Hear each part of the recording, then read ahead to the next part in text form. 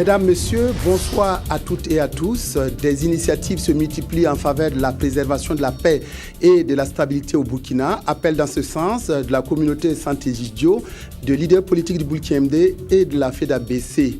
Demain mardi, journée normale de travail en dépit de l'appel à la désobéissance civile lancé par l'opposition. Nous recevons le ministre de la Communication, porte-parole du gouvernement, pour plus de précisions. Les activités commémoratives du 54e anniversaire des Forces armées nationales se sont poursuivies par la remise de dons à des structures de Bobo-Dioulasso. Dans le même temps, les attachés de défense dans les ambassades du Burkina se réunissent à Ouagadougou. Monsieur le ministre de la Communication, bonsoir. Bonsoir. Merci d'avoir répondu favorablement à notre invitation. Je vous en prie. Le président du Faso, Blaise Compaoré, a accordé ce matin un entretien à l'ambassadeur d'Autriche avec résidence à Dakar. M. Gérard Deyes, en fin de mission, est venu remercier le chef de l'État et profiter de l'occasion pour parler renforcement de la coopération bilatérale. Reportage Touaboum Evelyne Dabiré.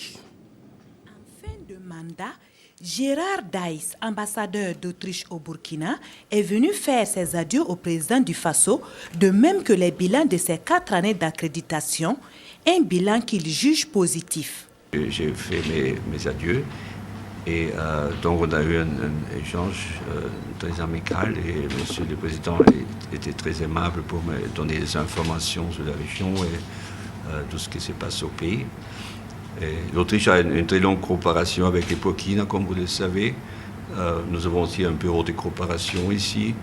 Et c'est un pays prioritaire pour notre coopération, ce qui explique aussi notre engagement ici au Burkina. On a, disons, prolongé la coopération, on a intensifié aussi avec le Burkina. On va l'enrichir aussi avec un document de stratégie maintenant. Gérard Deyes avait pour résidence Dakar au Sénégal. Comme annoncé en titre, nous recevons le ministre de la Communication, porte-parole du gouvernement, Alain-Edouard Traoré. Bonsoir, monsieur le ministre, une nouvelle fois. Bonsoir. Alors, vous êtes là sur ce plateau pour nous parler de la journée de désobéissance civile lancée par l'opposition politique burkinabé. À votre entendement, qu'est-ce que la désobéissance civile ? Et c'est une notion qui existe dans notre Constitution, à son article 167, mais qui a une origine. Et son origine, en réalité, c'est un Américain qui, à l'époque, ne voulait pas payer des taxes que le gouvernement américain voulait instituer pour financer la guerre contre le Mexique en 1849. Et je pense que cette notion a été bien portée dans un esprit citoyen. Et aujourd'hui, nous avons cette notion qui est un peu dans le corpus juridique de manière globale et pour les partisans de la lutte pour l'état de droit, la citoyenneté. Et je pense que notre Constitution a repris cela, mais en son article 167 est bien défini. Et la désobéissance civile telle qu'est prévue dans notre Constitution est envisagée dans un seul cas, et de manière expresse, c'est les cas de coup d'État et de putsch.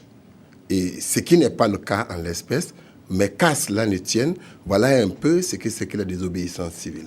Alors, qu'est-ce que le gouvernement entend mettre en place au regard de l'appel lancé par l'opposition pour la journée de protestation prévue demain mardi ? Depuis le mercredi 22, date de l'annonce de l'avant-projet de loi pour la révision de la Constitution, et notamment son article 37, et nous assistons à beaucoup d'événements, des appels à manifestation et des mouvements dans les rues de certaines villes du Burkina, et particulièrement à Ouagadougou, et des prises à partie de certains groupes de personnes contre d'autres. Et nous pensons que le gouvernement a essayé de garder sa sérénité pour faire face à cet ensemble de situations. Pour notre part, comme nous l'avons dit, à tout moment, depuis le début de ce processus, nous travaillons dans le cadre de la légalité constitutionnelle. C'est d'ailleurs pourquoi nous ne sommes pas du tout d'accord avec l'interprétation qui veut que l'on parle de coup d'État constitutionnel, parce qu'un coup d'État ne saurait être constitutionnel. Si une action est menée en vertu de dispositions de la Constitution, ça ne peut plus constituer un coup d'État. Le coup d'État, je crois qu'au Burkina, nous en avons connu 6 ou 7, et nous en avons l'expérience, si je puis le dire ainsi, et nous savons la portée des coups d'État et l'impact des coups d'État et les contenus des coups d'État. Et je ne pense pas que ce qui se passe aujourd'hui au Burkina et puis de près ou de loin être assimilé à un coup d'État et quelconque. Qu'à cela ne tienne, comme je l'ai dit, le gouvernement entend garder toute sa sérénité face à cette situation. Et je l'ai dit tantôt, il n'est pas question de restreindre aucunement les libertés publiques, ni liberté d'opinion, ni liberté de manifestation, mais nous entendons encadrer ou que ces libertés puissent s'exprimer dans le cadre strict de la loi au Burkina. Cela veut dire que les manifestants peuvent manifester, mais ils ne peuvent pas empêcher les autres d'aller au travail. Les manifestants peuvent manifester, mais ils ne peuvent pas empêcher les autres de vaquer à leurs occupations. Et d'ailleurs, je pense que c'est cela qui est républicain. C'est d'ailleurs pourquoi il faut aujourd'hui se méfier des actions qui sont menées depuis quelques jours dans les rues de Ouagadougou.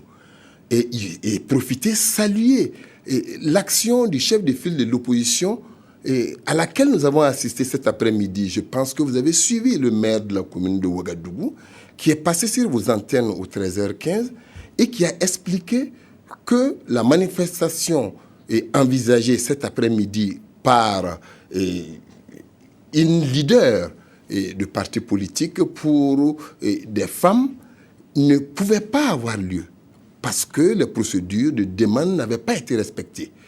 Ce qui s'est passé, c'est que ces femmes ont voulu affronter les forces de l'ordre au niveau de la Maison du Peuple et ont tenu coûte que coûte à manifester.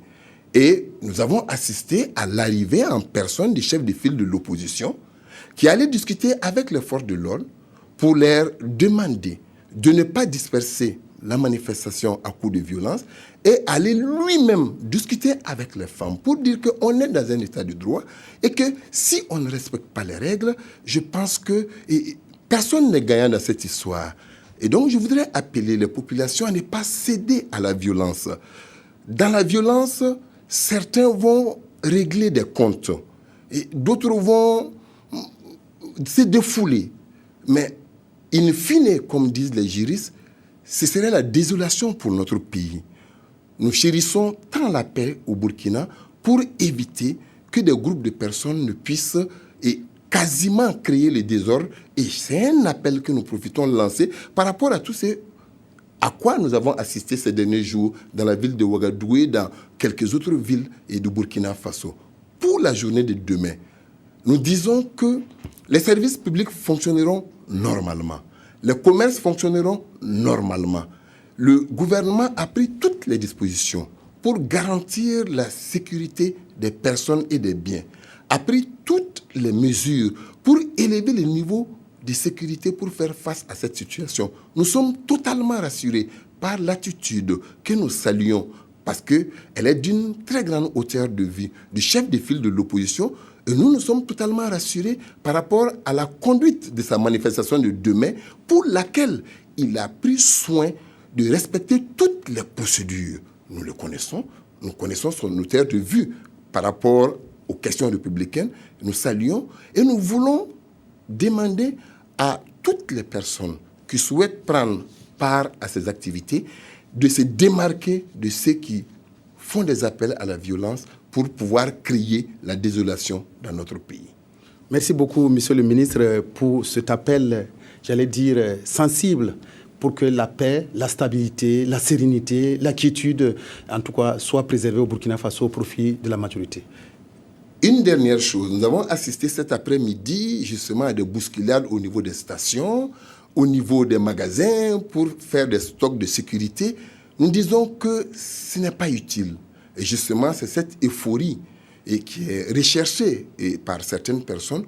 Nous demandons aux populations burkinabées de garder l'air calme dans la sérénité. Le gouvernement, aujourd'hui, avec l'ensemble des citoyens, veut, dans la sérénité, apporter des réponses politiques à cette question qui est éminemment politique et qui ne saurait trouver de réponse dans la violence. Merci beaucoup, Monsieur le ministre de la Communication, porte-parole du gouvernement qui était venu ce soir nous parler donc de la journée nationale de protestation prévue demain et des mesures sécuritaires prises par le gouvernement pour que les populations vaquent à leurs occupations dans la sérénité et la quiétude. Dans un communiqué adressé au ministre de l'Administration territoriale, de la Défense et de la Justice, les partis de la majorité dénoncent des actes d'agression contre les députés issus de ces rangs.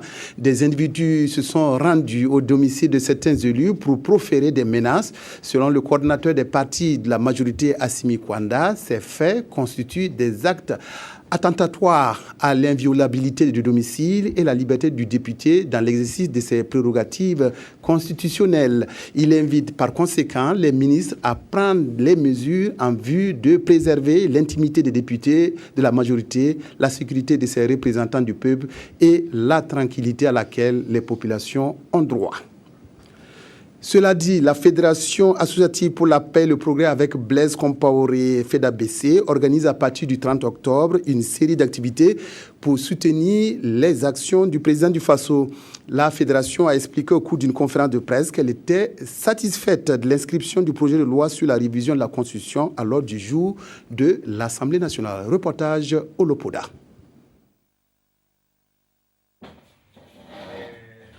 La Fédération associative pour la paix et le progrès avec Blaise Compaoré se réjouit de l'annonce faite par le gouvernement relative au dépôt à l'Assemblée nationale d'un projet de loi sur la révision de la Constitution. Cette structure associative se dit enfin soulagée car selon elle, les tergiversations sur la modification de l'article 37 n'ont que trop duré. Et face au mot d'ordre de désobéissance civile donné par les opposants à la révision constitutionnelle, la FEDABC appelle ses partisans à la mobilisation pour soutenir l'action du chef de l'État. La FEDABC, structure œuvrant pour la promotion de la paix aux côtés du président Blaise Compaoré, invite tous ses militants et militantes, sympathisants et sympathisantes à s'investir dans la tolérance et le respect d'autrui pour garantir une cohésion sociale, socle de tout développement durable. Elle les appelle à rester sereins, engagés et mobilisés pour soutenir le président Blaise Compaoré et l'accompagner pour la poursuite de l'œuvre gigantesque de pérennisation de la paix, de la construction nationale et du développement du Burkina Faso. La FEDABC demande par conséquent à tous ses membres de se démarquer de tout acte de violence et de désobéissance civile dans lequel certains politiciens en perte de vitesse veulent les embarquer tout en chassant qu'une telle démarche est sans issue. Des meetings de soutien au président Blaise Compaoré sont prévus dès le 30 octobre prochain par la Fédération qui considère que la question de l'article 37 est d'abord politique et que le différend qui oppose les Burkinabés sur cette question doit se régler dans le cadre des lois de la République. La coordination des élèves et étudiants CDP donne aussi sa lecture de la situation politique nationale. Elle appelle les élèves et étudiants du Burkina à ne pas se lancer dans des manifestations qui sont dirigées contre la révision de l'article 37. Elle en a profité pour réaffirmer son soutien au président du Faso. Reportage pour moi, Ernest Nebier. Pour la coordination des élèves et étudiants militants du Congrès pour la démocratie et le progrès CDP, la modification de l'article 37 de la Constitution est légale et le vote du projet de loi par les députés à cet effet ne doit pas faire l'objet de polémiques. L'objet de la révision en lui-même repose sur les principes de base d'un consensus minimal, en ce sens où elle prend en compte les dispositions non modifiables. Notons que cette loi s'applique au mandat en cours du président Blaise Compaoré. Il s'agit là de consulter le peuple souverain à travers sa représentation à l'Assemblée nationale ou par voie référendaire, afin que, une fois pour toutes, il tranche sur la révision de la Constitution en ses articles 37 et en ses articles 165. Mathias Ouedraogo, alias Matiko, et ses camarades disent soutenir Blaise Compaoré pour sa candidature à la présidentielle de 2015 pour plusieurs raisons. Ici, nous avons la plus grande chance. C'est une chance d'avoir le président Blaise Compaoré. Pour être honnête, c'est une grande chance. Et ce n'est pas seulement les Burkinabés qui pensent ou bien qui disent que c'est une chance. au-delà du Burkina Faso, vous avez vu que beaucoup l'apprécient, même des chefs d'État, pour sa clairvoyance, pour son sens d'écoute. La coordination invite par ailleurs les élèves et étudiants du Burkina à s'abstenir de toute violence en cette période d'effervescence politique. Toujours en relation avec la situation politique nationale, des leaders de 5 partis politiques ressortissants du Bulkiemde se sont rencontrés hier à Koudougou. Objectif de cette rencontre, conjuguer les efforts pour contribuer à l'apaisement. Pour cela, ils entendent aller vers les populations afin de prêcher l'union, la paix et le dialogue. Jonas Wemba, Koudougou. Union sacrée entre filles et fils de la province du Bulkiemde, ces leaders de partis politiques et d'associations se préoccupent du devenir de leur localité. Ce huis clos qu'ils ont eu ici dans le domicile de Maître Herman Yamogo à Koudougou est selon Juliette Bunkungu la finalisation d'un projet de création d'un cadre de concertation à l'effet de pouvoir discuter des problèmes communs de développement et également pouvoir peser sur le débat politique national en termes de perspective et sur le plan électoral. Et actualité politique oblige, ils se sont penchés sur la situation nationale. Je suis très heureux que nous soyons tous réunis ici pour nous concerter, non seulement pour la situation que nous vivons actuellement, une crise nationale qui nous touche de plein fouet, mais envisager l'avenir. Il faudra pour l'heure, pour la situation préoccupante, aller sur le terrain, expliquer, parler, dire que rien de grand, de durable ne se fait sans la paix. Nous sommes ici une région qui a beaucoup souffert. La mésentente, de la division, nous savons ce que cela veut dire. Et nous sommes déterminés, nous ici, à jouer la carte de l'union pour que la paix demeure à Koudougou et que l'on prenne en exemple Koudougou. Les participants à cette rencontre sont de l'autre Burkina PSR, de la FEDA-BC, du Rassemblement des démocrates du Faso RDF, de l'UNDD et du CDP. Ce cadre de concertation entre ces fils du Bulkiemde, à en croire Juliette Bunkungu, permettra aux plus anciens d'envisager la relève en leur sein. Le Conseil national de la jeunesse opte pour le dialogue dans la situation politique actuelle au Burkina. Les responsables de l'association invitent les jeunes à s'engager à leur côté pour défendre la stabilité et la paix au Burkina. Le Conseil national de la jeunesse déplore toutefois le report du forum des jeunes prévu à Gawa. Draman Guéné Olopoda. La situation politique nationale actuelle préoccupe le Conseil national de la jeunesse qui attire ici l'attention des Burkinabés sur la nécessité de préserver l'union nationale. À la classe politique et aux organisations de la société civile, le Bureau exécutif national appelle à l'esprit critique et les invite à privilégier le dialogue. Dialogue des partis politiques, dialogue des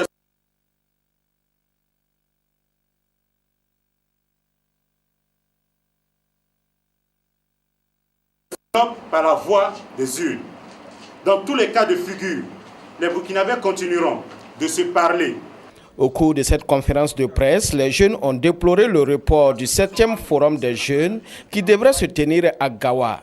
Un forum qui constitue selon eux un cadre de dialogue et de discussion des problèmes des jeunes. Malgré le fait que nous avons été déçus du report du Forum national des jeunes, nous avons eu une certaine satisfaction.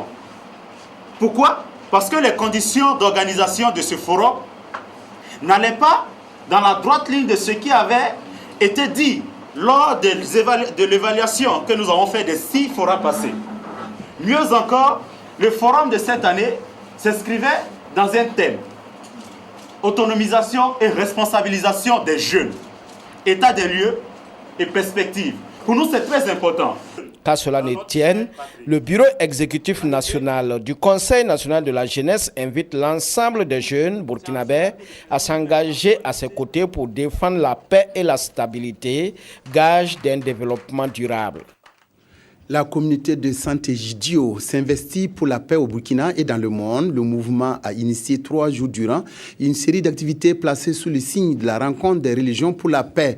L'un des actes majeurs de ce rendez-vous a été la signature hier d'un appel à la paix par les représentants des leaders des grandes religions du Burkina.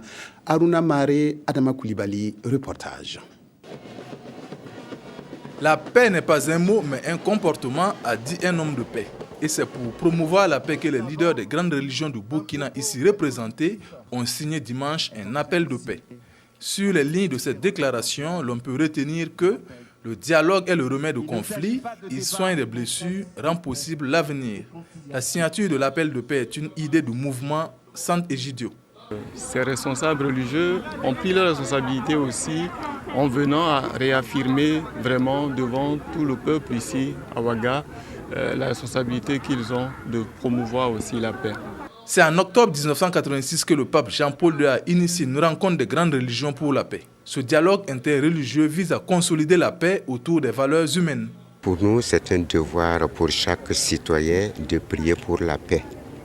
C'est également un devoir pour chaque citoyen de rechercher la paix. Nous savons que tout développement passe par la paix. Sans paix, il n'y a pas de développement. Les dimanches, les vendredis, que ce soit dans les églises évangéliques, dans les églises catholiques ou dans les mosquées, dans les vendredis, les gens ne parlent que de paix. Parce qu'on en a besoin. Donc je pense que nous réunir ensemble, parce qu'on le fait différemment dans nos communautés, nous réunir ensemble, c'est un message fort que nous lançons à tous les hommes, à tous les Burkinabés, qu'effectivement cette paix-là, c'est une nécessité absolue pour nous tous. Chaque jour aussi, nous prêchons la paix, que ce soit dans les églises. Donc nous annonçons le message de paix, le message de l'évangile.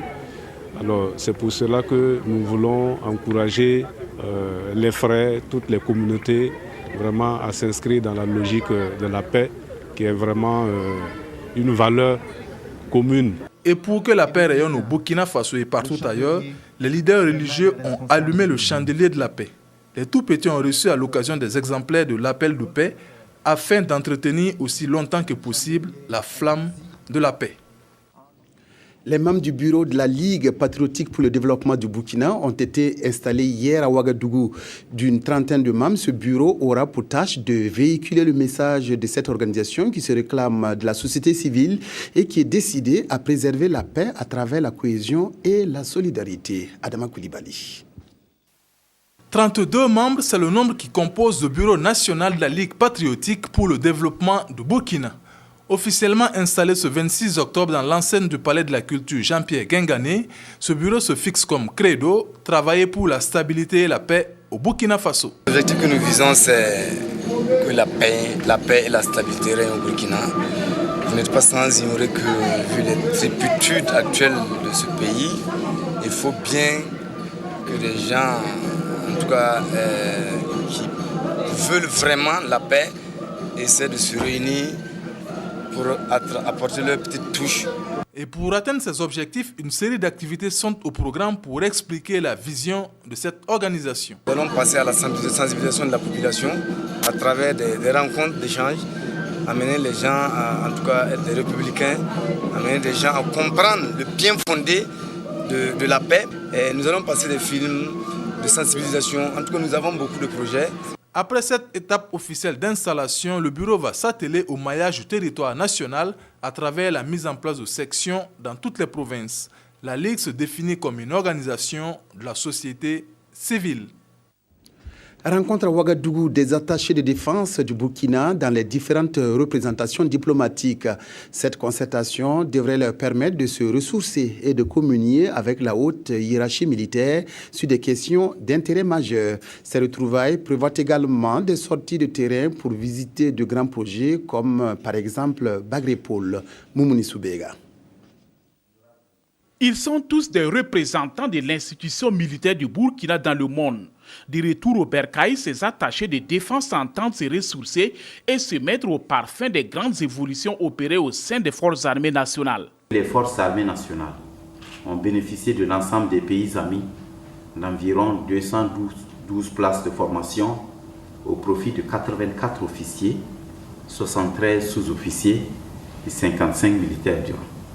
De 2009 au 30 avril 2014, les aides consenties par la coopération militaire d'une façon générale ont permis de réaliser au profit des contingents burkinabés des équipements à hauteur de 20 milliards 597 millions 682 550 francs CFA.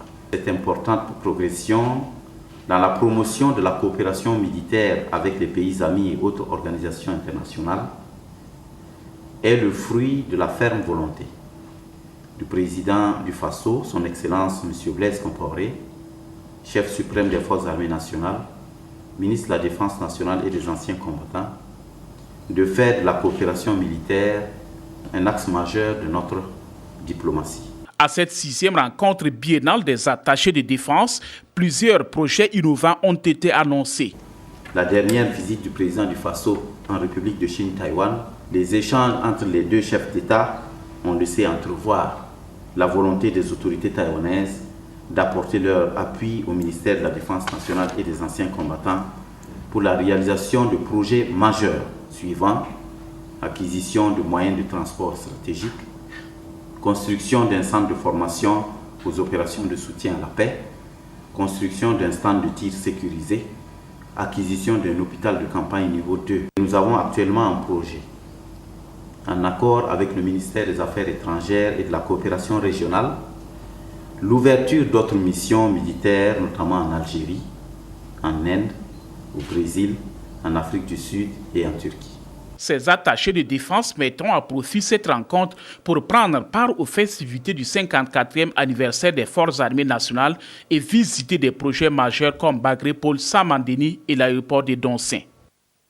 Poursuivant les manifestations marquant la célébration de leur 54e anniversaire, les Forces armées nationales ont remis vendredi dernier du matériel de nettoyage à la brigade verte de Bobo-Dioulasso. C'est une traduction concrète de leur volonté à contribuer au développement des collectivités territoriales, thème des célébrations 2014. Kadou Romain-Ki. Remise de matériel de nettoyage par les Forces armées nationales à la brigade verte de Bobo-Dioulasso. Ici, à la mairie centrale, ces femmes, encore appelées les Amazones de la propreté, sont sorties nombreuses avec à leur tête le premier bénéficiaire pour recevoir avec joie ce don composé de brouettes, de balais, de gants et de râteaux. Et nous sommes très contents ce matin, en tout cas, de recevoir ce don-là. Je profite au micro pour remercier et saluer, en tout cas, ce geste de l'armée. Il va entrer en ligne donc avec la décentralisation. Et aux parrains d'exhorter les autorités à faire de la décentralisation une réalité au Burkina Faso. Je voudrais spécialement requérir les acteurs de la décentralisation pour qu'ils mesurent la portée de cet acte, parce que les fêtes de l'indépendance ont déjà un thème se rapportant à la décentralisation. Avec la fête de l'armée également, qui se conforme, j'allais dire, à cette vision, je pense que la décentralisation est plus que jamais au cœur du dispositif de développement de notre pays. Et il faut que les acteurs qui mettent en œuvre cette politique de décentralisation pour que le processus aille au bout. Nous pensons par ce geste donner du matériel aux femmes de la brigade afin qu'elles puissent tenir la garnison de Bobo propre, la garnison qui abrite ces festivités-là. Donc c'est tout le sens que nous donnons à cette action. C'est une action de solidarité, de soutien et d'encouragement à conserver une ville propre. En phase avec le thème retenu pour leur 54e anniversaire, contribution des forces armées nationales au développement des collectivités territoriales, ce geste vient exprimer la volonté d'une collaboration entre les forces armées nationales et les populations civiles. D'autre part, le Centre de santé et de promotion sociale CSPS de l'arrondissement 7 de Bobo-Dioulasso a reçu du matériel composé de compresses, de chaises, de lits et de blouses. Ce don d'une valeur de plus de 2 millions de francs CFA a été fait par l'armée nationale qui commémore dans la ville de Sia son 54e anniversaire. Amadou Lougué. Des unités de soins, une maternité et un dépôt pharmaceutique, le centre de santé et de promotion sociale de Belleville couvre les besoins sanitaires de plus de 14 000 habitants. Mais l'insuffisance de matériel et de consommables médicaux est une réalité ici dans ce CSPS. Ce qui manque de façon claire au CSPS ici, en parlant de matériel, c'est effectivement les lits, les matelas et puis le matériel médico-technique qu'ils ont bien voulu nous en apporter. Ce don composé essentiellement des gants, des blouses, des lits, des compresses, des chaises, arrive donc comme un soulagement pour les populations bénéficiaires. Les mots me manquent pour vous dire que je suis vraiment heureux. Nous prendrons toutes les mesures pour l'entretien de ce matériel. Et ce matériel, vraiment, c'est venu au moment où sincèrement on avait besoin. Cette remise de matériel au CSPS de Belleville entre dans le cadre du 54e anniversaire des Forces armées nationales, une commémoration placée sous le thème « Contribution des Forces armées nationales au développement des collectivités territoriales ». J'ai le privilège de parrainer une cérémonie aussi noble que celle-là et je ne peux que me réjouir et demander aux acteurs de resserrer les rangs pour faire en sorte que le don qui vient d'être fait s'appuie sur l'existant et permet de se projeter dans l'avenir. C'est un acte de solidarité qui rentre en droite ligne du thème de ce 54e anniversaire qui est la contribution des forces armées nationales au développement des collectivités. Donc par ce geste, nous nous rapprochons des populations et vous savez que depuis un certain nombre d'années, notre credo c'est vraiment le renforcement des liens armée-nation et nous pensons par ce geste qui vient au secours des populations, nous rapprocher davantage de nos populations les plus reculées. Le CSPS de Belleville a ouvert ses portes en 2011. Le manque d'eau potable, l'absence de clôture ou le difficile accès au centre restent aussi des préoccupations majeures pour le bon fonctionnement du CSPS de Belleville. Un militaire à la retraite, Bernardin Pouda, vient de mettre à la disposition des populations des appareils à lave-mains hygiéniques destinés à renforcer la lutte contre la propagation du virus Ebola. Les appareils ont cette particularité que leurs utilisateurs n'ont pas besoin de toucher le robinet avec leurs mains. Bouma Ernest Nébier.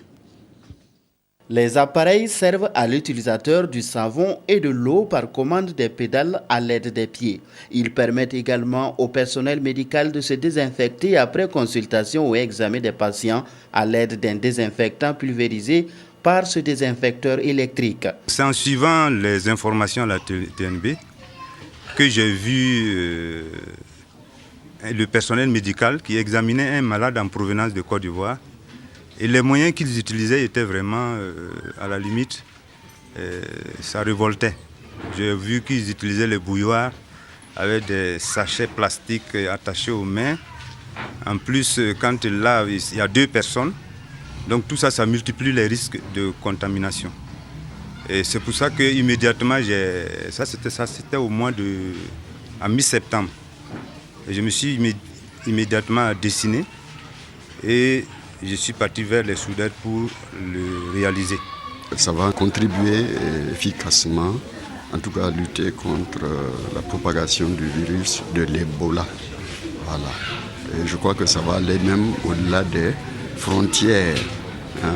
Là où c'est touché, là où en tout cas c'est pas encore touché, je crois que cet appareil va pouvoir être exporté et en tout cas être utilisé pour arrêter ce virus. Bernardin Pouda lance un appel aux populations afin qu'elles s'impliquent davantage dans la lutte contre la fièvre hémorragique à virus Ebola en adoptant les mesures d'hygiène qui s'y est. Des écoles et des centres de santé pour participer aux côtés de l'État à l'amélioration de l'offre éducative et sanitaire au Burkina. Geste salutaire du PDG de Staff Adama Ouedraogo. Ces infrastructures ont été inaugurées samedi dernier à Aorema, village du donateur. Brice Kedga, reportage à Wayugia. Ces infrastructures, d'un coût global de 400 millions de francs CFA, ont été remises officiellement à 3 ministères, dont celui en charge de la santé, de l'éducation nationale et enfin les enseignements secondaires et supérieurs. Composé de 12 salles de classe, de 12 logements d'enseignants, d'un dispensaire, d'une maternité et d'une ambulance, ces infrastructures viennent renforcer les dispositifs éducatifs et sanitaires de la localité et offrir un cadre décent de travail aux bénéficiaires. Pour nous, ça a un sens très particulier pour cette région, dans la mesure où ça viendra apporter un plus à l'offre éducative, mais aussi au renforcement des capacités des infrastructures sanitaires de la région. L'investissement va aussi contribuer à la mise en œuvre de la politique nationale d'éducation et de santé, facteur de développement économique et social du Burkina. Le gouvernement va autoriser le recrutement de 2500 enseignants qui vont se déployer bientôt. Donc nous allons rendre effectivement cet établissement fonctionnel.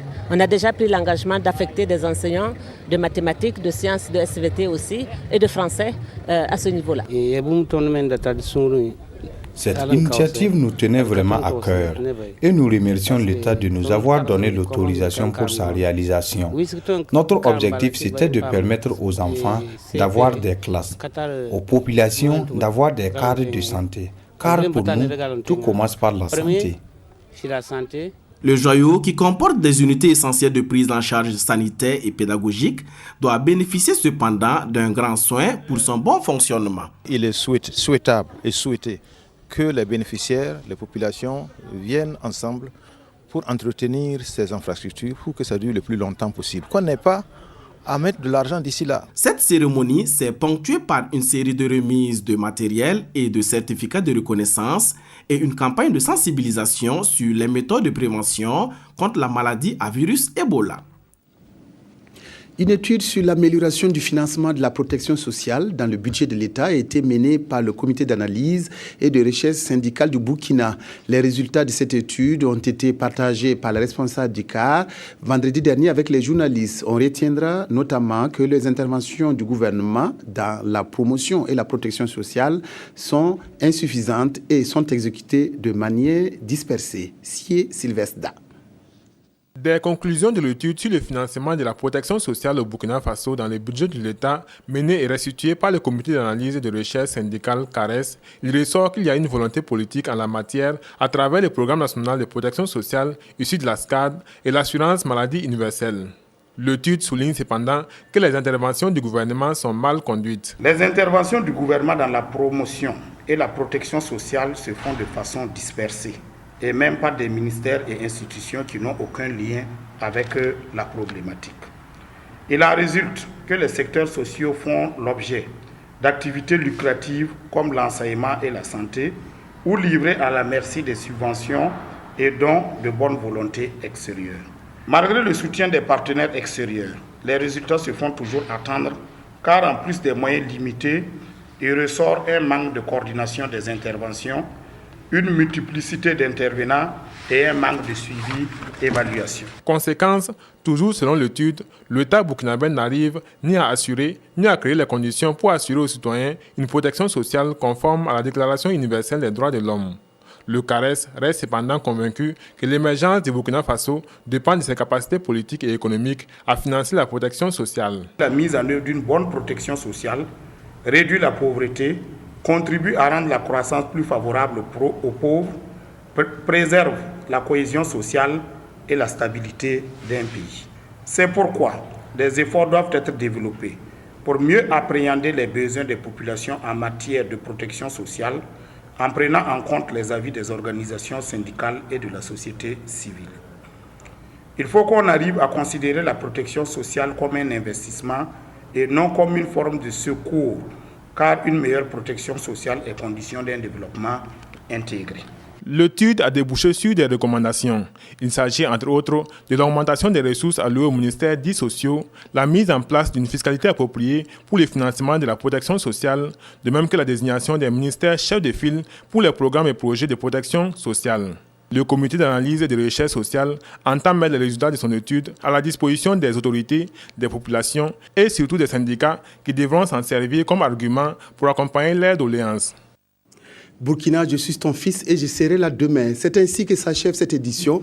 Merci de l'avoir suivi. Excellente soirée à toutes et à tous en compagnie de la RTB.